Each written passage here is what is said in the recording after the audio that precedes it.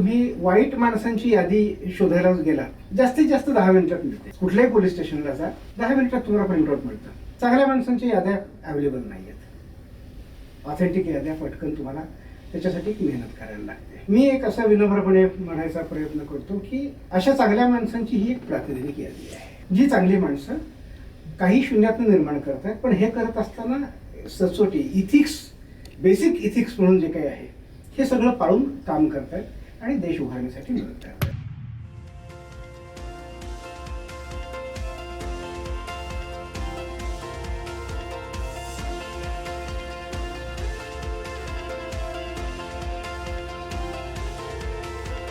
नमस्कार, उद्योजक कट्ट्यावर तुमचं स्वागत. मी अजय कौटिकवार. सध्या एक चर्चा सगळीकडे सुरू असते, ती म्हणजे विकसित भारताची. भारत विकसित व्हावा, विश्वगुरू व्हावा, डेव्हलप नेशन व्हावा, त्याच्यासाठी काय काय करता येईल हे आपापल्या परीने प्रत्येकजण सांगत असतो. पण हे होणार कसं? हे तर काही नोकऱ्या करून होणार नाही. त्याच्यासाठी आवश्यक असतं ते म्हणजे नोकऱ्या निर्माण करणाऱ्या आणि ती क्षमता देणारी बिझनेसेस तयार करणे. तरच ते राष्ट्र विकसित होऊ शकतं. ही त्याच्या मागची सगळ्यांची थिअरी आहे, त्याच्या मागचं सोल्युशन आहे. आणि हे होणार कसं, हे कसं व्हायला पाहिजे, त्याच्यासाठीच बिझनेस करणारे हिरो तयार व्हायला पाहिजे. आणि हे तयार करण्याचं काम ही जी बिझनेसमधली मंडळी आहे ती करत असतात. आणि हे हिरो जे आहेत हे प्रकाशात आणण्याचं काम काही मंडळी करत असतात. या हिरोजला सगळ्या देशासमोर मांडण्याचं काम काही मंडळी करीत असतात. आणि त्यातलेच एक म्हणजे दत्ता जोशी सर, जे आज आपल्या कट्ट्यावर आहेत. सर, उद्योजक कट्ट्यावर तुमचं स्वागत. नमस्कार. आणि या कट्ट्यावरती आवर्जून बोलवल्याबद्दल तुमचे आभार.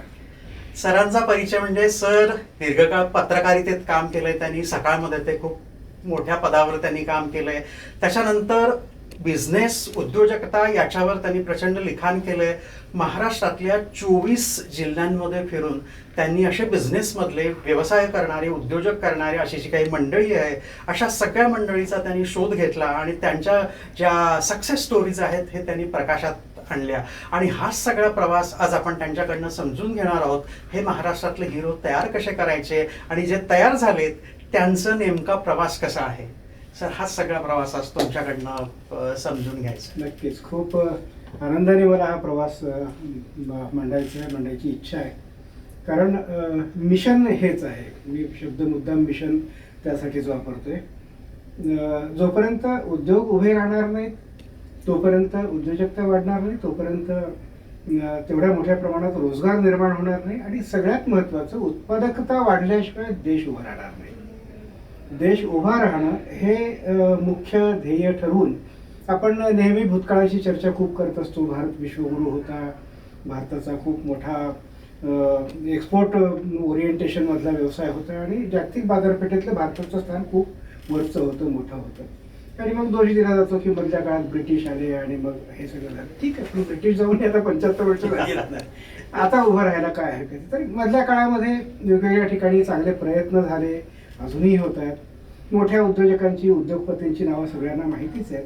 परंतु गावोगाव, खेडोपाडी, ग्रामीण भागात, ग्रासरूट लेवलला खूप चांगलं काम करणारी अनेक माणसं आहेत जी स्वतःच्या बळावर उभी राहिली. आणि मग याच पद्धतीने प्रत्येक जिल्ह्यांमध्ये अशी त्या त्या जिल्ह्याची ओळख असणारी पण काही माणसं आहेत ज्यांनी उत्स्फूर्तपणे असा कुठला व्यवसाय सुरू केला, उद्योग सुरू केला.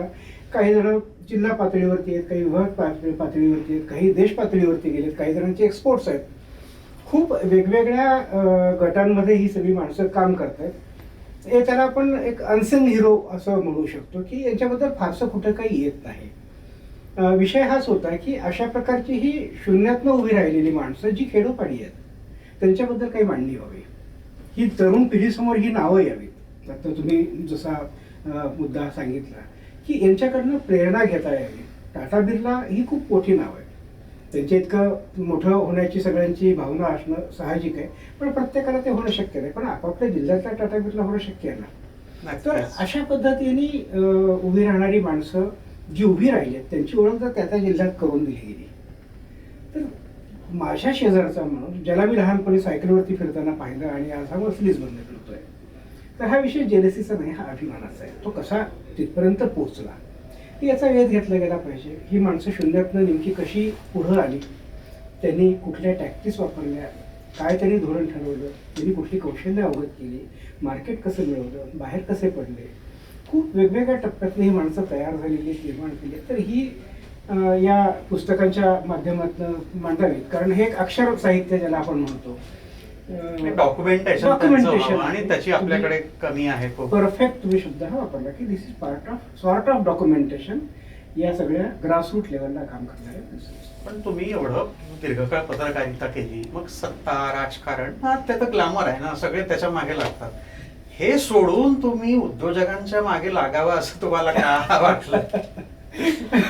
15 एक वर्ष पत्रकारिता केली आणि त्या काळात लक्षात असं आलं की प्रलोभनं खूप आहेत आणि अशा प्रलोभनातनं वाहत गेलेली आणि पुढे नाहीशी झालेली अनेक उदाहरणं पण दैवयोगाने माझ्या पाण्यात त्या काळापासून येत गेली.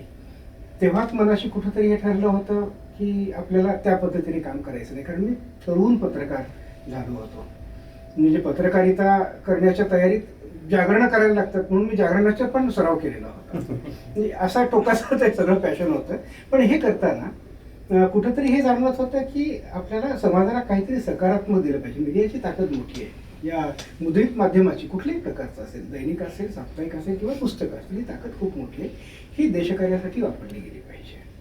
आणि या विचारातनं किंवा या प्रेरणेतनं मी असं म्हणेन की इनिशियली समाजातल्या काही चांगल्या गोष्टी ज्या समाजात काही देत आहेत अशा सामाजिक कार्यांच्या बद्दल नोंद नावाचं एक सदर मी त्या काळात लिहायचो. आणि साधारणपणे 2002-03 पासून मी या उद्योजकतेच्या विषयावरती लिहायला सकाळमध्ये असताना सुरुवात केली. सुरुवात अर्थात आमच्या मराठवाड्यावरतीच झाली, परंतु अशा प्रकारचं लेखन सगळीकडे यावं, सगळ्या आवृत्त्यात सकाळच्या यावं अशी त्यावेळेला आमचे त्यावेळचे जे मॅनेजिंग डिरेक्टर होते प्रतापराव पवार सरांची पण ही इच्छा होती की अशा प्रकारचं लेखन सगळीकडे यायला पाहिजे. ती खूप मोठी प्रेरणा. आणि त्यावेळी दैनिकांनी पण मला खूप फ्री हँड दिला. हवी ती उद्योजक मंडळी निवडता आली, त्यांचा प्रवास मांडता आला, ती सुरुवात. आणि तिथनं हा आजपर्यंतचा पुढचा प्रवास. आतापर्यंत 1001 उद्योजकांच्या मुलाखती घेण्याचं भाग्य मी म्हणेन की मला लाभलं किंवा परमेश्वरानं माझ्याकडनं हे काम करून घ्यायचं असं ठरवलेलं दिसतंय. 1000 म्हणजे किती मोठी संख्या झाली. त्याच्यासाठी तुम्ही 2-2.5 लाख किलोमीटरचा प्रवास केला. महाराष्ट्रातले 24-25 जिल्हे पिंजून काढले आणि या सगळ्या मंडळींना शोधलं. यातून नेमकं तुम्हाला काय सापडलं? कुठली पुस्तकं तयार केली तुम्ही? खूप सिरीज आहेत, काही स्पेशल पुस्तकं आहेत, त्या प्रत्येकाबद्दल जस्ट आढावा सांगा आणि नंतर मग आपण एकेका याच्याबद्दल आपण गप्पा मारूया. तुमच्या या प्रश्नाचं उत्तर देताना सुरुवातीला एक उदाहरण म्हणूयात किंवा एक माझं मनोगत मला सांगावंसं वाटतं. अनेक माझ्या प्रकाशन कार्यक्रमात, भाषणाच्या वेळी किंवा अन्य चर्चेत पण हा मुद्दा मी मांडलेला आहे. आपल्याकडं समाजाची जी काही रचना आहे, धारणा आहे, दुर्दैव असं आहे की तुम्ही वाईट माणसांची यादी शोधायला गेलात, वाईट माणसाची यादी हवी असेल, जास्तीत जास्त 10 मिनिटात मिळते. कुठल्याही पोलीस स्टेशनला जा, 10 मिनिटात तुम्हाला प्रिंट आउट मिळतं. चांगल्या माणसांच्या याद्या अवेलेबल नाही आहेत. ऑथेंटिक याद्या पटकन तुम्हाला त्याच्यासाठी एक मेहनत करायला लागते. मी एक असा विनम्रपणे म्हणायचा प्रयत्न करतो की अशा चांगल्या माणसांची ही एक प्रातिनिधिक यादी आहे. जी चांगली माणसं काही शून्यातून निर्माण करतात, पण हे करत असताना सचोटी, इथिक्स, बेसिक इथिक्स म्हणून जे काही आहे हे सगळं पाळून काम करतात आणि देश उभारण्यासाठी मदत करतात. पैसा कमावणं आणि पैसा निर्माण करणं या 2 वेगळ्या कन्सेप्ट आहेत. नोकरी केल्यानंतर पैसा कमावता येतो. पैसा निर्माण करण्यासाठी तुम्हाला काहीतरी उद्योग करायला लागतो. तो पैसा निर्माण होतो. वेल्थ क्रिएशन जे म्हणतो ना आपण, संपत्ती तयार कर. येस, ही वेल्थ क्रिएटर अशा प्रकारची माणसं आहेत. जसं मी सुरुवातीला माझ्या दैनिकातल्या सदराचा उल्लेख केला, मला असं वाटतं की थोडक्यात तिथनं मला ही सुरुवात करणं योग्य वाटेल.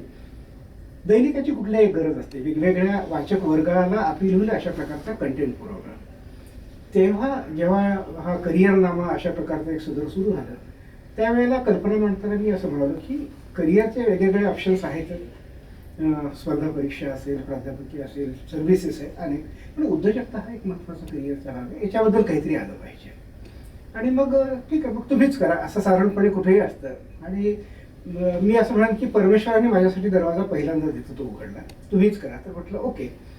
आणि त्यावेळेला माझ्यासमोरचं टार्गेट होतं, मी ज्या शहरात राहतो छत्रपती संभाजीनगर, त्यावेळी त्याचं नाव औरंगाबाद असं होतं. तर तिथल्या उद्योग क्षेत्रामध्ये काम करणारी शून्यातनं समोर आलेली काही माणसं शोधायची आणि त्यांच्याबद्दल लेखन करायचं. First generation entrepreneurs develop in Marathwada with innovative ideas, अशी त्याची एक छोटीशी माझ्यापुरती मी टॅगलाईन ठरवली होती माणसं निवडण्यासाठी. आणि साधारणपणे एक 40 एक अशा चांगल्या उद्योजकांवरती त्यावेळी मला लिहिता आलं. 2002, 3, 4च्या दरम्यान हे सगळं झालं. आणि दुसरी त्या याच्यातली एक चांगली घटना अशी की या उद्योजकांनी मिळून, कारण ही सगळी माणसं एकेकाळी नोकरी करायची, त्यांनी नोकऱ्या सोडल्या, उद्योग सुरू केला आणि ते खूप पुढे गेले.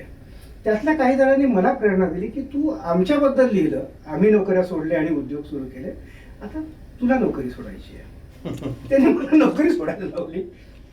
मी कायम या लोकांच्याबद्दल थँकफुल राहील की त्यांच्या प्रेरणेतनं माझ्या या सगळ्या प्रवासाला तशा अर्थाने सुरुवात झाली. त्यानंतर पहिलं माझं पुस्तक झेप नावाने आलं, जे त्या सकाळमधल्या सदरातल्या लेखांचं संकलन होतं. ही 2006ची गोष्ट. आणि मग तिथून मी असं म्हणेन की हा सगळा प्रवास सुरू झाला. सुरुवात जालना जिल्ह्यापासून झाली. साधारण 2010च्या सुमाराला माझ्या त्या झेपमध्ये एका उद्योजकांवरती मी लिहिलं होतं, जे जालन्यातले होते, सुनील भाई रायठट्टा, मला त्यांचं नाव अभिमानाने घ्यावं असं वाटतं. जालन्यासारख्या शहरामध्ये उद्योजकतेला प्रेरित करणाऱ्या असंख्य गोष्टी यांनी केलेल्या आहेत. तर त्यांनी एक दिवशी मला फोन केला आणि ते म्हणाले की हवे जालना का झेप बनाना आहे. मग त्याचं नाव आम्ही जालना आयकॉन्स असं नंतर ठेवलं. सुरुवात तिथनं झाली. मग तिथनं आणखी एक जालन्यातले उद्योजक समोर आले, ते सुनीलभाई गोयल. दोन्ही सुनील, या दोघाही सुनीलचं माझ्या आयुष्यातलं स्थान खूप वेगळं आहे. तर या सुनीलजींनी असं सांगितलं की जालन्याचं तर बनवलं, आपण आणखी काही ठिकाणी हा प्रयोग करायचा का. आणि मला तर हे असे प्रयोग करणं आवडतं आणि हा माझा आवडीचा विषय उद्योजकतेच्या विषयामध्ये. मग ते तुम्ही पूर्ण जिल्हावार. आणि मग हे करता करता 36 जिल्हे महाराष्ट्रात आहेत, त्यातले 24 जिल्ह्यांचा हा प्रवास हा अशा पद्धतीने घडला. कोरोनाच्या काळात मग थोडासा ब्रेक लागला आणि मग त्यानंतर आता परत एकदा नव्याने सुरू करायचा हा पोलादी माणसं यायचा प्रवास आहे. याच्या जोडीला पहिलं पुस्तक म्हणजे तुमचं झेप. पहिलं त्याच्यामध्ये कुठल्या पद्धतीची मंडळी आहे? ही सगळी शून्यातनं उभी राहिलेली, ज्यांनी नोकऱ्या सोडून उद्योग सुरू केला, अशी संभाजीनगरच्या परिसरातली ही सगळी प्रामुख्याने. आणि दुसरं पुस्तक जालना आयकॉन्स जायला, हे जालना जिल्ह्यातलं. तिथून खऱ्या अर्थानं जिल्हावाईज उपक्रमाची ती सुरुवात झाली. आणि मग हे सगळं चालू असताना मध्ये मध्ये काही वेगळे प्रयोग पण चालूच होते. कारण उदरनिर्वाहाचं साधन म्हणून जे काही मी करायचो, कारण हा पोलादी माणसा उपक्रम तशा अर्थानं कमर्शियल किंवा उदरनिर्वाहाचा नाही नव्हता. या 1000 लोकांच्या बद्दल जे लिहिले त्यापैकी एकाही व्यक्तीशी आर्थिक व्यवहार केलेला नाही, एकाही व्यक्तीकडनं 1 रुपया घेतलेला नाही आहे. पण मग मी जर पत्रकार आहे, माझ्यात लेखन कौशल्य आहे परमेश्वरांनी दिलेले, तर मग तोच माझ्या उपजीविकेचा भाग आहे. तर मग त्या दृष्टीने पण काही चरित्रात्मक पुस्तकं वगैरे ती माझी चालू असतातच. पण काही जसं आता आपण म्हणालो की पहिल्या पिढीतली उद्योजकता हा एक भाग आहे, ज्यांनी शून्यातनं निर्माण केलं. पण दुसरं एक असं लक्षात येतं की ही एक पिढी आता पुढे सरकली आहे, त्यांची नवी पिढी आली आहे. ही नवी पिढी ज्यांच्या घरात उद्योगाचा संस्कार आहे. आपल्याकडं आपण चर्चा करताना काही बिझनेस कम्युनिटी, मला असं जात म्हणून कुठलाही उल्लेख करायचा नाही, परंतु साधारणपणे मारवाडी समाज, गुजराती समाज यांच्या रक्तात बिझनेस भिनलेला असतो असं आपण म्हणतो. आणि ते त्या पद्धतीने काम करतात, तशा प्रकारचा विचार करतात. याचं कारण असं आहे की मागच्या अनेक दशकांपासून किंवा शतकांपासून त्या परिवारामध्ये ती चर्चा असते उद्योगाच्या विषयातली. आता ही अशा प्रकारची एक अनुकूलता किंवा तशी उद्योगाच्या विषयातली चर्चा या उद्योजकांच्या माध्यमातून सुरू झाली. तर यांच्या घरात जन्मलेला हा जो नवीन मुलगा आहे, हा तरुण आहे, याचा माइंडसेट तशा पद्धतीने डेव्हलप व्हायला सुरुवात झाली असं लक्षात आलं या लोकांशी बोलताना. आणि त्यातून मग मुव्हिंग एस्पिरेशन्स अशा नावाने, कारण नाव पण थोडंसं तरुण पिढीला अपील होण्यासारखं असायला हवं, तर तशी आतापर्यंत 2 पुस्तकं आली आहेत. ही मात्र पॅन महाराष्ट्र अशा प्रकारे महाराष्ट्राच्या कानाकोपऱ्यात, म्हणजे या 2 पुस्तकात मिळून साधारण 50 हे तरुण उद्योजक आहेत, जे महाराष्ट्राच्या जवळजवळ सगळ्या विभागातनं आलेले आहेत. पहिल्या भागामध्ये 25, पुढच्या भागामध्ये 25.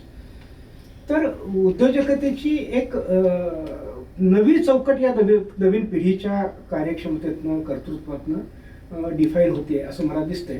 की एक उद्योगाच्या विषयातली चर्चा डायनिंग टेबलवरती सुरू झाल्यानंतर कशा प्रकारची व्हिजन डेव्हलप होते ते सगळं त्याच्यामध्ये आहे. तर तुम्ही 1000 लोकांना भेटलात जे असं म्हणतात की आता नवीन पिढी वेगळ्या पद्धतीने विचार करते, बिझनेसकडे वळते किंवा ॲज अ करिअर म्हणून पण ऑप्शन बिझनेसचा तो लोक आता स्वीकारतायत, तर त्याच्याकडे खूप गांभीर्यानं बघतायत. तुम्हाला काय आढळून आलं, म्हणजे मुलं किंवा ही जी नवीन पिढी आहे कुठल्या पद्धतीने पुढे जात आहे? बदल दिसतोय आणि या बदलाला कारणीभूत असणारा जो भाग आहे तो ह्या आधीच्या पिढीने जे काही एफर्ट्स घेतले, जे निर्माण केलं, ज्यातनं ही संपन्नता दिसायला लागली. काय असतं की काळ बदलतोय, नवी पिढी म्हणा किंवा तरुण म्हणा, याची ॲस्पिरेशन्स खूप मोठी आहेत, त्यांना खूप काही हवं आहे. त्याच्यासाठी बऱ्याच जणांची तशा प्रकारे मेहनत करण्याची तयारी पण आहे. त्याने एक व्हिजन, एक दिशा देण्याची गरज आहे. थोडीशी अनुकूलता त्यांना मिळाली तर हे खूप काही करू शकतात, कारण यांची होरायझन्स खूप मोठी आहेत. पर्टिक्युलरली मी आता माझं उदाहरण, मी आता 55 वर्षाचं माझं वय आहे. माझ्यासमोर जर 25 वर्षाचा कोणी तरुण, म्हणजे माझा मुलगा जरी असेल तरी त्याचं क्षितिज खूप वेगळं आहे.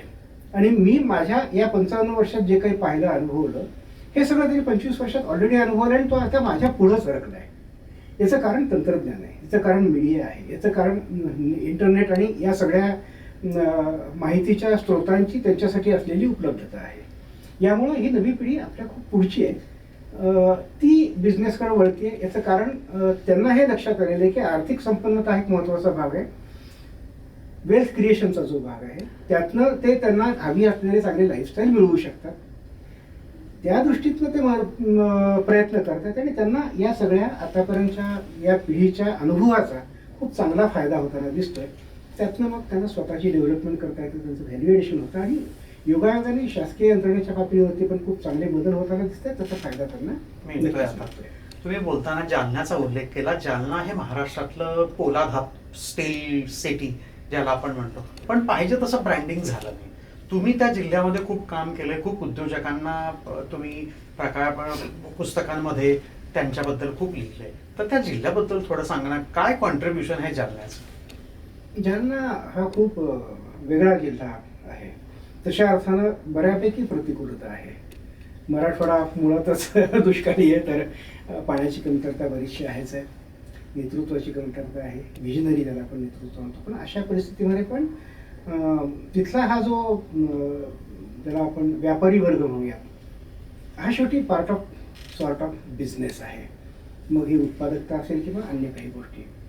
जालन्याचं एक वैशिष्ट्य असं आहे की एखादी नवी कल्पना ज्यात खूप चांगल्या पद्धतीने करिअर करता येऊ शकेल, पैसा निर्माण होऊ शकेल, तो निवडण्याचं एक चांगलं व्हिजन त्यांच्याकडं मला जालन्यामध्ये दिसतं. पोलाद हब हा मागच्या काही वर्षातला, मागच्या 10-20 वर्षातला, पण त्याच्याही आधीपासून तुम्ही महिकोचं नाव ऐकलेलं आहे. बद्रीनारायण वारवाले ते जालन्यातले, त्यांनी बियाणे उद्योग तिथं जो सुरू केला, देशभर तिथून पूर्ण जगभर अक्षरशः. महिकोचं नाव खूप मोठं आहे या सगळ्या विषयातलं. त्यांना नागरी सन्मानाने पण त्यांचा गौरव केलेला आहे. आणि तिथलं दुसरं वैशिष्ट्य असं की अशा प्रकारे काही एखादं चांगलं मॉडेल, जसं सिनेमामध्ये असतं ना की एखादा फॉर्म्युला हिट झाला की त्या फॉर्म्युलावरती खूप पिक्चर यायला लागतात. जालन्यामध्ये ह्या रिप्लिकेशनची खूप छान परंपरा आहे. आणि तिथलं दुसरं वैशिष्ट्य मला असं दिसलं की एक माणूस कोणीतरी काहीतरी असं मोठं छान उभं करतोय, तर तो त्याचं ट्रेड सिक्रेट स्वतःपुरतं मर्यादित नाही ठेवत, तो सगळ्यांना सोबत घेतो आणि तो त्यांना प्रेरित करतो. आणि अशा प्रकारचे खूप बिझनेसेस उभे राहिल्याच्या नंतर एक कुठल्याही बिझनेसमध्ये कसं असतं माहिती आहे का, आता पुण्यामध्ये आपण पाहतो किंवा बेंगलोरचं पाहतो की आता हे IT हब झालेले आहेत. एकदा अशा प्रकारे हब झाल्यानंतर तुम्हाला लागणारं इन्फ्रास्ट्रक्चर ऑटोमॅटिकली डेव्हलप व्हायला लागतं, तुम्हाला लागणारी तज्ज्ञ मॅनपॉवर चांगल्या पद्धतीने मिळायला लागते, क्लायंटेज चांगलं मिळायला लागतं, तुम्ही बार्गेन पॉवर तुमची वाढते आणि तुमच्या क्लायंटला कॅटर करताना तुमच्याकडे अनेक प्रकारचे पर्याय उपलब्ध राहतात. जालन्यातलं वैशिष्ट्य असं, सुरुवातीला बियाणे उद्योग तिथं छान उभा राहिला महिकोच्या निमित्ताने, आणि तिथनं किमान 30-40 अशा कंपन्या ज्या नॅशनल लेवलपर्यंत काम करतात, छान डेव्हलप झालं, एक हब तयार झाला. स्टीलचा विषय सुरू झाला. तशा प्रकारे विचार केला तर जालन्याच्या जवळपास कुठली खाण नाही आहे, जालन्याच्या जवळपास पोलादाशी संबंधित काही विषय नाही आहे किंवा जालन्याच्या आसपास खूप मोठं कन्स्ट्रक्शन उभं राहत आहे अशी पण परिस्थिती नाही आहे. पण अशा प्रतिकूलतेच्या ह्याच्यातनं पण एक नवीन बिझनेस मॉडेल त्यांनी तिथं उभं केलं. स्क्रॅपमधनं ते म्हणजे आपण कचऱ्यातनं सोनं म्हणतो अशा पद्धतीने देशभरातनं स्क्रॅप जालन्यात येतं, प्रोसेस होतं, तिथनं लोखंड तयार होतं आणि देशभर जातं. हे एक खूप वेगळं बिझनेस मॉडेल जालन्यानी अशा प्रकारचंही उभं केलेलं आहे. काही हजार कोटींचा व्यवसाय असेल. हजारो कोटींचा असं आपण म्हणूया. पण यातनं या दोन्ही गोष्टीतनं जालन्याची एक वेगळी ओळख नक्कीच निर्माण झाली. आणि दुसरं मला एक लक्षात आलं की या मंडळींचं एकमेकांना असलेलं सहकार्य, साधारणपणाने तुम्ही किंवा मी किंवा अन्य कोणी आपण एखादा बिझनेस तयार करतो आणि त्याच्या ट्रेड सिक्रेटला आपण कवटाळून बसतो की हे माझं आहे आणि हे माझ्यापुरतं असलं पाहिजे किंवा यात कोणी भागीदार नको. मला तिथं वेगळं पण असं दिसलं की तुमची एक कंपनी, माझी एक कंपनी, आपण स्पर्धक आहोत. या दोन कंपनीत आपण स्पर्धक आहोत, पण आपण दोघं मिळून तिसऱ्या कंपनीत पार्टनर आहोत. चौथ्या कंपनीमध्ये आपल्या कुटुंबीय तिथं कोणीतरी पार्टनर आहेत. एकमेकांशी हे अशा प्रकारचं आर्थिक आणि विजनचं सहकार्य, यातनं एकमेकांना आपण जे मराठी स्पर्धा ज्याला म्हणजे एकमेका सहाय्य करू, अवघे अवघे सुपंथ, हा जो आपला तो तिथं प्रत्यक्षात उतरताना मी पाहतोय की हे खूप छान वातावरण त्या याच्यात आहे. असं खूप कमी ठिकाणी दिसलं, हे मला आवर्जून सांगावं असं वाटतं. त्यामुळे जालना एक वेगळ्या प्रकारची ओळख जालन्याची वेगळी निर्माण झाली. असं तुम्ही इतर कुठल्या जिल्ह्यांमध्ये तुम्हाला असं आढळून आलं की मोठ्या प्रमाणावर तिथनं उद्योजक तयार झालेत किंवा पोषक एक वेगळ्या प्रकारचं वातावरण असं तयार झालंय किंवा दिसतंय? एक याला परंपरेचा एक खूप महत्वाचा भाग याच्यात असतो. म्हणजे मी पाहतोय ते सांगली कोल्हापूरचा जो भाग आहे, किर्लोस्करांच्या पासून किंवा त्याच्या आधीपासून जी काही उद्योगाची परंपरा काय असतं, एखादा मोठा उद्योग एखाद्या ठिकाणी उभा राहतो आणि मग त्याला मदत करणारे, त्याला आपण आता नवीन भाषेमध्ये आन्सलरी युनिट्स म्हणूया, अशा प्रकारचं एक वेगळ्या प्रकारची औद्योगिक संरचना तिथं विकसित करायला लागते. जसं संभाजीनगरच्या बाबतीत झालं होतं की बजाज आला आणि मग बजाजच्या रूपाने संस्कृतीच पूर्ण चेंज ती पूर्णच म्हणजे तो एक काळ असा होता की आशियातलं सर्वाधिक वेगानं वाढणारा, आता ती वेळ परत एकदा संभाजीनगरच्या बाबतीत आली. आता नवीन खूप मोठ्या म्हणजे आता जसं हबचा विषय आपण बोललो, थोडंसं विषयांतर होतं आणि परत त्याच्यावरती येतोय, पण विषय निघाला म्हणून ईव्ही हब म्हणून आता ईव्ही हब तो जवळपास 50-60 हजार कोटींची गुंतवणूक ऑलरेडी आली, जी लाख कोटींच्या पर्यंत जायची शक्यता आहे आणि यातनं लाखभर रोजगार निर्माण होऊ शकेल.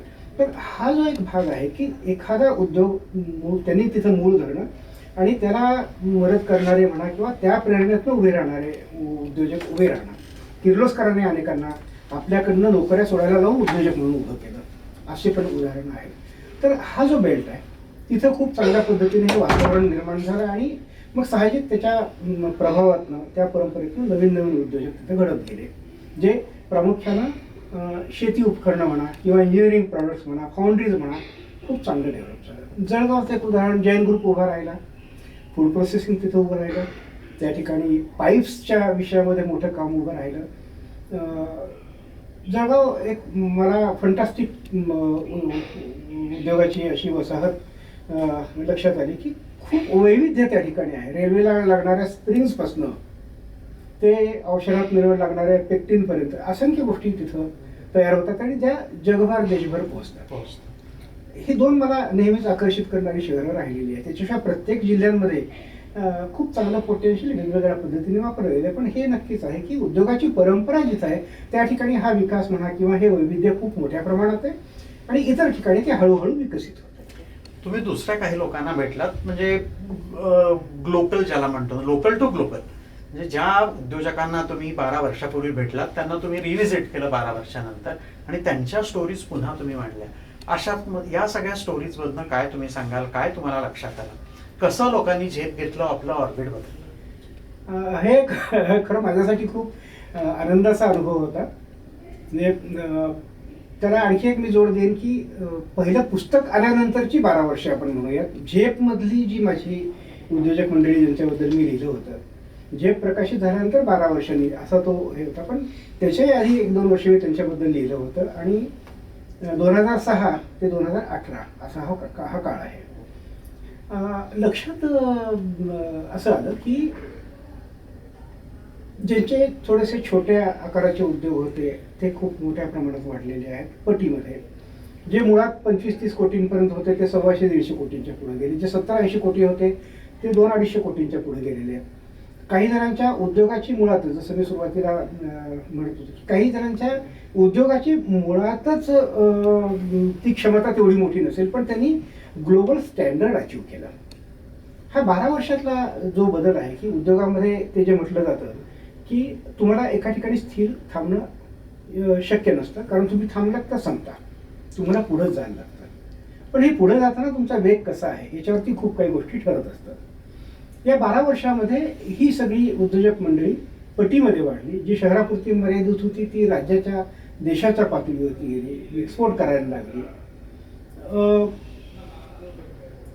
त्यांचा अनुभव जसजसा वाढला, त्यांच्या क्लायंटच्या याच्यातनं काही नवीन स्ट्रीम्स यायला लागल्या, त्यांच्या क्वालिटीच्या याच्यातनं नवीन इन्क्वायरीज यायला लागल्या. तुमची क्वालिटी बोलत असते, त्यातनं मग आपोआप नवीन ऑफर येतात आणि तुम्ही त्या स्वीकारता आणि ते सगळं कायम ठेवता. तसतसं तुम्ही मोठे होत जाता. त्याची उदाहरणं काय तुम्हाला सांगता येतील? एक उदाहरण नक्की प्रातिनिधिक म्हणून सांगतो. सगळीच फॅन्टास्टिक आहे, साधारणपणे 37 उदाहरणं आहेत ही.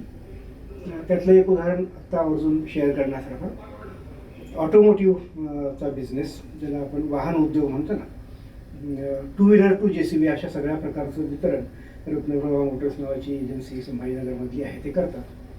सुरुवात एका छोट्या स्कूटरच्या बिझनेसपासून झालेली होती आणि ड्युरिंग टाईम 10-12 वर्षांमध्ये त्यांचा हा बिझनेस स्कूटर, मोटरसायकल, रिक्षा, कार किंवा पॅसेंजर व्हेकल्स, कमर्शियल व्हेकल्स आणि JCB या पूर्ण रेंजपर्यंत पोहोचला. आणि साधारणपणे 2016मध्ये जेव्हा मी बऱ्याच वेळा त्यांचा रिव्ह्यू घेतला, हा बिझनेस साधारण 200 करोडच्या पुढे सरकलेला होता. आणि त्यानंतर मी जसं म्हणालो की या आधीच्या पिढीच्या प्रेरणेतनं नवी पिढी जी विकसित होती आहे, त्यांची नवी पिढी बिझनेसमध्ये आली. त्यांनी त्यात लक्ष घालायला सुरुवात केली. सिस्टीम इम्प्रूव्हमेंट असतील, कस्टमर सर्व्हिस असेल, सेलिंग पॉईंट वाढवणं असेल, या सगळ्या याच्यातनं पुढच्या 5 ते 6 वर्षामध्ये या नवीन पिढीने जे अचीव केलं हे माझ्यासाठी सुद्धा आश्चर्यकारक होतं. जेव्हा मी त्यांना भेटायला गेलो, चर्चा झाली, मुलाखत झाली, या मुव्हिंग ॲस्पिरेशन्सच्या दृष्टीने सहज म्हणून विचारलं की मी काही वर्षापूर्वी भेटलो त्यावेळी आपला टर्नओव्हर 200 करोड क्रॉस झालेला होता, आता कुठपर्यंत पोहोचला आहे? माझी अपेक्षा 400 करोड 500 करोड अशी होती. त्यांनी थोडं कॅल्क्युलेट केलं एक अर्धा मिनिट आणि सांगितलं की या आर्थिक वर्षाच्या शेवटी 1200 करोड आम्ही क्रॉस करतोय. आणि ही 2 वर्षापूर्वीची गोष्ट आहे. या 2 वर्षात आणखी त्या विषयावरती चर्चा नाही झाली. पण ही जी एक व्हिजन मिळते आणि त्यातनंही माणसं स्वतःला विकसित करत पुढे घेऊन जातात. हा 360 ज्याला आपण डिग्रीचा विचार म्हणतो तो घेऊन ही माणसं पुढे गेलेली असतात.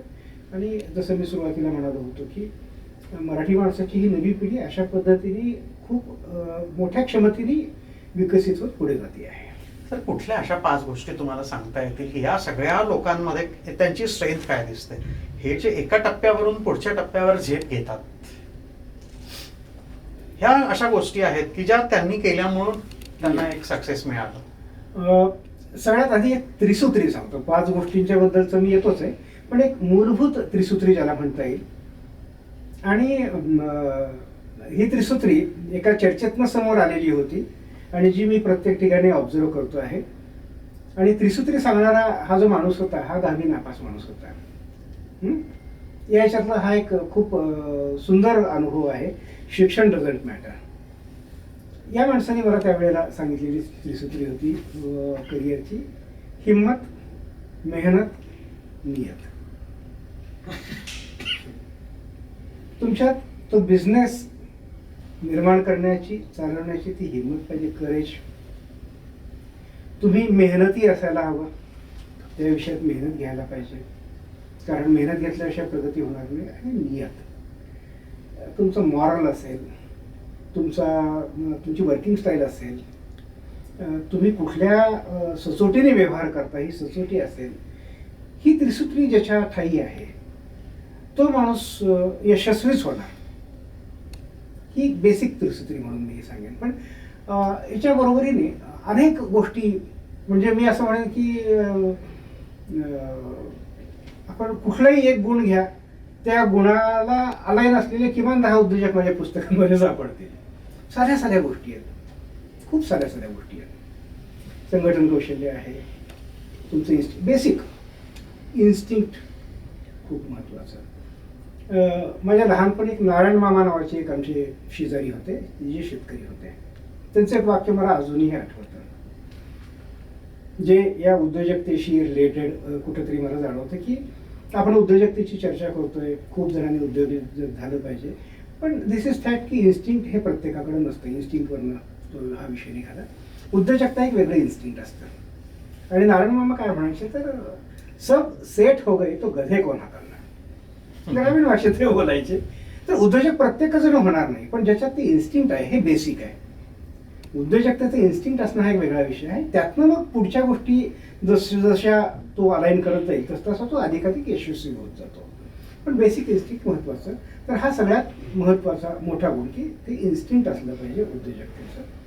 दुसरा महत्त्वाचा गुण आहे हा ज्याला आपण संघटन कौशल्य वेगळ्या पद्धतीने, आपण सामाजिक क्षेत्राचं संघटन कौशल्य हा एक वेगळा भाग आहे. पण तुम्हाला एखादी इन्स्टिट्यूशन उभारायची, एखादी ऑर्गनायझेशन उभारायची आहे, तर तुम्ही एकटा काहीच नाही करू शकत. तुमच्या सोबतीला जसं शिवरायांच्या बाबतीतला असेल की मावळे उभे राहिले आणि प्रत्येकाने आपापली जबाबदारी पेलली. वेगवेगळ्या स्टेप्सवरच्या वेगवेगळ्या जबाबदाऱ्या अशा चांगल्या पद्धतीने पेलणारी माणसं तुम्हाला जमवता आली पाहिजे, टिकवता आली पाहिजे. तरच बिझनेसमध्ये तुम्हाला चांगल्या प्रत्येकाला प्रकारे पुढे यश मिळू जाण्याचा अधिकार आहे हे तुम्हाला मान्य असलं पाहिजे. त्याला त्या पद्धतीने ग्रूम केलं पाहिजे, त्याला पुढे जायची संधी मिळाली पाहिजे. आणि कुठल्या याच्यामध्ये बिझनेस हा तुमचा असला तरी तो तितकाच त्यांचा पण आहे. हे ज्या ठिकाणी संघटन कौशल्य जुळलं ते खूप चांगल्या पद्धतीने ग्रूम झाले, मोठे झाले. संधी शोधकतेचा भाग आहे, तुम्हाला संधी दिसली पाहिजे. या सगळ्याच लोकांकडे सर अनुकूल परिस्थिती अशी काही नव्हती. सगळेच वेगळ्या प्रकारच्या संघर्षातनं वर आले. अशा काही स्टोरीज आहेत का की ज्या सगळ्यांचं लक्ष वेधून घेतील किंवा तुम्हाला भावल्या, अशा काही स्टोरीज तुम्हाला सांगता येतील? नक्कीच अशा प्रकारची काही म्हणण्यापेक्षा तसं बोलायला बसलो तर असंख्य दिवस पुरेल एवढा डेटा आहे. पण अगदी मोजकी काही उदाहरणं इथं मी मांडेन. एक आत्ता मगाशी आपण चर्चा केली तर जालना जिल्ह्यातलं आपल्या घरात आपण दररोज चहा बनवतो. चहाच्या विषयामधलं महाराष्ट्रातलं एक मोठं नाव आहे विक्रम टी. विक्रम चहा हा जालन्यातनं तयार होतो. रमेशभाई पटेल हे या विक्रम टीचे त्याला काय म्हणूयात की आता त्यांच्याकडं मॅनेजिंग डायरेक्टर वगैरे, आता ती मोठी कंपनी झाली. हे रमेशभाई पटेल योगायोगाने जालन्यात आलेले होते, जे मूळचे राजस्थानचे, आणि तिरुपतीच्या दर्शनासाठी जालन्यात गेले आणि येताना जालन्यात उतरून अजिंठा पाहून पुढे जाऊया. आणि जालना स्टेशनवर उतरल्यानंतर बसस्टँडला जाईपर्यंत त्यांनी असं पाहिलं की या रस्त्यांमध्ये चहाच्या टपऱ्या, हॉटेल बरीच आहेत आणि या प्रत्येक ठिकाणी ब्रँडेड चहा विकला जातोय. त्यांच्या लक्षात एवढंच आलं, कारण ते कलकत्त्याला चहा बनवून विकायचे किंवा चहा तयार करून मालकाकडे आपल्या नेऊन द्यायचे लोक अशा याच्यातले. त्यांच्या लक्षात हे आलं की इथं ब्रँडेड चहा विकला जातो, याचा अर्थ इथं अनब्रँडेड ब्लेंडेड चहा अवेलेबल नाहीये जो स्वस्तात पडतो. पहा, आपल्या लक्षातही करायचे ते आलं नसतं. त्यांनी ती संधी शोधली. जवळ पैसे नव्हते, गावाकडे गेले. एक मित्र ज्याच्याकडे थोडाफार पैसा होता त्याला कन्व्हिन्स केलं, त्याला घेऊन आसाममध्ये गेले. तिथं चहाच्या विषयामध्ये काही चर्चा केली. तिथनं सुट्टा चहा आणला, त्याचं ब्लेंडिंग तयार केलं, जालन्यामध्ये ते विकायला सुरुवात केली. नवीन चहा कोणी घेणार नाही. हॉटेलवाल्यांच्याकडे सकाळी जाऊन ते पुडा ठेवायचे. ते म्हणायचे आज हा वापर, तुझ्या ग्राहकांना आवडला तर संध्याकाळी पैसे दे. विक्रम चहाची सुरुवात तिथनं झाली. या माणसाने नंतर अक्षरशः आठवडी बाजारामध्ये अशा प्रकारचे पुढे ठेवून क्वाटवरती पुढे ठेवायचे आणि ते विकायचे. त्यावेळेला विक्रम वेताळ नावाची एक सिरीज दूरदर्शनवर होती, त्यातलं विक्रम नाव लोकांना पसंत पडेल म्हणून ते त्याला दिलं. आणि तिथनं सुरू झालेला बिझनेस आज मल्टी करोडमध्ये पोहोचलाय, भारतभर विस्तारलेला आहे. असंख्य प्रकारची व्हरायटी त्यांच्याकडे ती उत्पादनाची आहे. एक संधी दिसली. संधीचं आपण नेहमी म्हणतो की संधीचं फक्त संधी उद्योजकाला घेता आली पाहिजे, ही त्यांनी घेतली आणि ते मोठे झाले. आज त्यांची पुढची पिढी ती आणखी खूप मोठ्या प्रमाणात आणि जालन्याच्या त्या सामाजिक वर्तुळात त्यांनी खूप मोठं योगदान दिले. दुसऱ्या एका व्यक्तीबद्दल मला आवर्जून सांगायचं, विजय गियास नावाची कंपनी. हे गृहस्थ मूळचे ITIचे पासआउट आहेत. संभाजीनगरमध्ये त्या काळामध्ये नोकरी मिळवायसाठी आले आणि वाळूजमध्ये कुठल्या एका कंपनीमध्ये त्यांना नोकरी मिळाली. नोकरी काय होती तर ज्या शिफ्टमध्ये जे काम पडेल ते करायचं आणि त्यात मग तयार झालेल्या वस्तू त्या ग्राहकाला नेऊन द्यायच्या, रॉ मटेरियल आणायचं, प्रोसेस केलेलं मटेरियल नेऊन द्यायचं आणि त्याची बिलं घेऊन जायची. योगायोगाने लहानपणापासून ते मामाच्या दुकानावरती बसायचे, त्यामुळे आर्थिक व्यवहार थोडेफार कळायचे. जाता येता ते बिल तपासायला म्हणजे पाहायला लागले. खरेदी X अमाऊंटची आहे, विक्री Y अमाऊंटची आहे, याच्यातली तफावत बरीच आहे. त्यांच्या लक्षात आलं की प्रोसेसमध्ये बऱ्यापैकी नफा आहे. त्यांनी नोकरी सोडली, साध्या लेथपासून मशीनपासून सुरुवात केली. पार्टनर घेतलं, अयशस्वी झाले. दिगंबर मुळे त्यांचं नाव, अतिशय म्हणजे सामान्यातला सामान्य माणूस. त्यांनी स्वतःला अशा पद्धतीने डेव्हलप केलं. सचोटी सगळ्यात महत्त्वाची. बँकेच्या बाबतीत काही अडचणी आल्या, स्वतःहून बँकेत जाऊन मॅनेजरला कन्व्हिन्स करून त्यांना बोलवून कंपनी नेऊन दाखवली. माझ्या या अडचणी आहेत, मला थोडीशी मुदत द्या, तुमचा एकही रुपया बुडवणार नाही. मॅनेजरने विश्वास ठेवला आणि त्यांनी तो सार्थ केला. आज त्यांच्याकडं त्यांचा आता मुलगा पण या कामामध्ये, ज्याच्या नावावरनं कंपनीचं नाव ठेवलं. गिअर्समधली भारतातली एक ती प्रमुख कंपनी आहे. आज ते जर्मनीला गिअर्स निर्यात करतात. परत तेच हिंमत आणि सचोटीचा जो भाग आहे, मी जे म्हणालो, सचोटी खूप महत्वाची. तुम्ही एकदाच फक्त कुणाला फसवू शकता, दुसऱ्यांदा नाही फसवू शकत. आणि अशी फसवेगिरी करणारे लॉंग टर्म मध्ये नाही जाऊ शकत. तरी संधी असेल, ही परिणामकारता, ही सचोटी, हे धाडस, संघटन क्षमता, चांगली माणसं गोळा करून टिकवणं आणि नवनवीन संधींचा शोध घेत आपल्या क्षमतेच्या बाहेर जायचा प्रयत्न करणं, तरच तुम्ही यशस्वी होऊ शकता. कारण ते गुरुत्वाकर्षणाची कक्षा ओलांडल्याशिवाय चंद्र गाठता येणार नाही. तर अशा प्रकारची ही काही उदाहरणं, अशी असंख्य उदाहरणं आहेत. प्रत्येक उद्योजक एक वेगळा ग्रंथ होऊ शकेल, इतकं छान हे आहे. आणि नुसते पुरुषच नाही, पुरुष आहेत, महिला आहेत, सगळी मंडळी याच्यात. या सगळ्याच्यात तेच मी प्रश्न तुम्हाला विचारणार होतो. महिला उद्योजकांचं योगदान काय आहे, म्हणजे कशा त्या ग्रो करतायत, तुम्हाला काय आढळलं यासाठी? खूप इंटरेस्टिंग आपण विषय.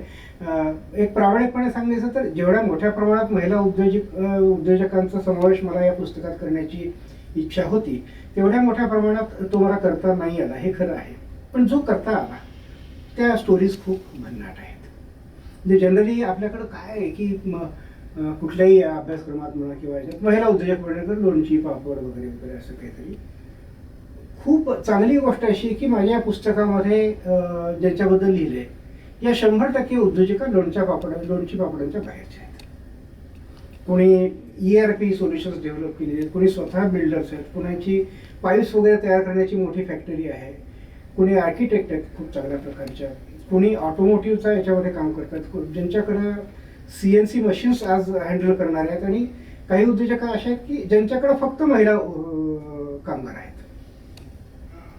खूप सुंदर हे सगळे. एक नाशिक जिल्ह्यातलं उदाहरण आवर्जून मला द्यावं असं वाटतं. एका सिंपल पोलीस कॉन्स्टेबलची ही मुलगी आहे आणि लहानपणापासूनची इच्छा की आपल्याला वेगळं काही करायचं आहे. आणि इंजिनिअरिंगला असताना ती इच्छा उद्योगात परावर्तित झाली की त्या कारखान्याच्या चिमण्या वगैरे दिसायच्या. आपल्याला पण एक दिवस कारखाना उभं करायचं, काय करायचं आहे माहिती नाही आहे, पण जिद्द डोक्यातली. लग्नाची वेळ आली त्यावेळेला आईवडिलांना सांगितलं की मला माझ्या उद्योगाला प्रेरणा देऊ शकणारा, त्याला पूरक ठरेल असाच मला नवरा शोधून द्या. लग्न वगैरे झालं. या बाईंनी स्वतःच्या घरात छोटासा उद्योग सुरू केला. तो काय होता तर टोमॅटोचं आपण जो केचप वगैरे त्यांनी सुरुवातीला त्या मोठ्या कढईमध्ये स्वतःच तयार केला, स्वतःच त्या बॉटल्स विकत आणल्या, त्यात भरल्या आणि नाशिकच्या बाजारपेठेत स्वतःच्या पर्समध्ये नेऊन त्या तिथे ठेवायच्या, विकायच्या. काही दुकानदारांनी मदत पण केली की महिला इतकं चांगलं काम करते, तिला मदत केली पाहिजे. हा व्यवसाय इतका छान डेव्हलप झाला की आज त्या हिंदुस्थान युनिलिव्हरच्या एक मोठ्या सप्लायर आहेत. जवळजवळ 5,000 शेतकऱ्यांना त्यांनी जोडलेलं आहे. वरुण ॲग्रो नावाचं त्यांचं उद्योग दिंडोरीच्या जवळ उभा आहे. मनीषा धात्रक त्यांचं नाव. मूळचा इंजिनियर आहेत, परंतु त्याच्या बाहेर पडून त्यांनी हे सगळं जे काही उभं केलं. सिंपल थिंग असते, प्रोजेक्ट रिपोर्ट तयार करणं. CAला द्यायला पैसे नव्हते काही लाखाचे. यांनी रात्र जागून बँकेच्या अधिकाऱ्याचा पिच्छा करून तुम्हाला कुठल्या फॉर्मॅटमध्ये काय माहिती हवी आहे सांगा, स्वतः सगळं डेव्हलप केलं. काही 100 कोटींचा त्यांचा बिझनेस आहे. अफलातून काम करणाऱ्या महिला उद्योजक किंवा मी मगाशी म्हणालो कन्स्ट्रक्शनचा व्यवसाय खूप असंघटित प्रकारचा आहे. त्यातलं ERP इथं पुण्यात तयार त्यांनी केलेलं आहे. मृणालिनी कुलकर्णी. महिला तर खूपच कमी आहेत, खूपच कमी आहेत. त्यांनी त्यात ERP डेव्हलप केलं, जे ERP जर्मनीमध्ये पण आज वापरलं जात आहे. म्हणजे जर्मनीचा उल्लेख परत यासाठी की जर्मनी ह्या प्रिसिजनसाठी खूप मोठी ओळख असणार. तिथं इकडचं तिकडचं काही चालत नाही, तिथं परफेक्ट लागतं. त्या ठिकाणी हे यांनी स्वतःला प्रूव्ह केलं आहे. अशी असंख्य उदाहरणं. सांगली जिल्ह्यातलं पण असंच एक उदाहरण की पतीचं निधन झाल्यानंतर त्याने जो काही अर्धवट उभा केलेला सेटअप होता तो घेऊन त्या बाई पुढे गेल्या. आत्ता मग अशी जे मी उदाहरण दिलं की 100% महिला कामगार, महिलाच कामगार तिथं CNC चालवतात, महिला कामगार लेट चालवतात. खूप छान अशी सगळी उदाहरणं की जी तुम्हाला पण एक उभारी देतात. नक्कीच सर, तुम्ही सगळा महाराष्ट्राचा एक पट आमच्या समोर मांडला. त्याच्यातनं खूप सगळ्या स्टोरीज लोकांना कळल्या. आणखीन लोक जर पुस्तक वाचतील तर त्यांना आणखीन त्यातनं नवीन एक प्रेरणा मिळेल. आणि यातनंच आमचा उद्देशही तोच आहे की ही उद्योजकतेची प्रेरणा आहे ती सगळ्यांपर्यंत जावी आणि याच्यातनं ज्यांना कोणाला उद्योग बिझनेस करायचे आहेत त्यांनी तो बिझनेस करून पुढे जावं, वेल्थ क्रिएशन करावे, रोजगार निर्मिती करावी. हाच या सगळ्या खटाटोपीचा मागचा आमचा उद्देश आहे. आणि आणखीन महाराष्ट्रातल्या 24 जिल्ह्यांमध्ये तुम्ही गेलात, आणखीन इतरही जिल्ह्यांमध्ये तुम्ही असेच हिरो शोधून आमच्या समोर लोकांसमोर मांडले पाहिजे, म्हणजे त्यांच्या प्रेरक कथा सगळ्यांना कळतील. परमेश्वराकडे माझी तीच प्रार्थना आहे की माझ्या हातून हे उरलेलं काम पण पूर्ण करून घ्यावं. कारण एक कुठंतरी धारणा माझ्याही मनात पक्की आहे. सुरुवातीला वाटायचं की हे मी करतो आहे, पण जसजसं एक एक पाऊल पुढं सरकत गेलो तेव्हा असं लक्षात आलं की ही क्षमता माझी नाही आहे, ती नियती माझ्याकडनं करून घेते, तो परमेश्वर करून घेते. नाहीतर त्यांनी जर ती शक्ती दिली नसती तर मलाही करता आलं नसतं. नक्कीच. आणि आमच्या या सगळ्या उपक्रमासाठी तुम्हाला शुभेच्छा. तुमच्याहीकडे अशी जर काही हिरो असतील, काही नावं असतील जी चांगले बिझनेस करतायत, उद्योग करतायत, ती नावं तुम्ही कमेंटमध्ये टाकू शकता, त्यांच्या स्टोरीज तुम्ही कमेंटमध्ये टाकू शकता. हा पॉडकास्ट तुम्ही त्यांना टॅग करू शकता. आणि एक आम्हाला लक्षात आलं की खूप लोक बघतात पण सबस्क्राईब करत नाही. जर तुम्हाला ह्या अशा गोष्टी, उद्योजकतेच्या गोष्टी, वेल्थ क्रिएशन, एम्प्लॉयमेंट जनरेशन, ह्या सगळे विषय जर आवडत असतील तर नक्कीच तुम्ही आमच्या यशस्वी उद्योजकला सबस्क्राईब करा. हे ज्ञान फक्त तुमच्याजवळच ठेवू नका, तुमच्या मित्रांना पण शेअर करा. बघत चला, शिकत चला आणि बदलत चला. पुन्हा भेटू आपण एका नव्या एपिसोडमध्ये नव्या पाहुण्यांसोबत. तोपर्यंत नमस्कार.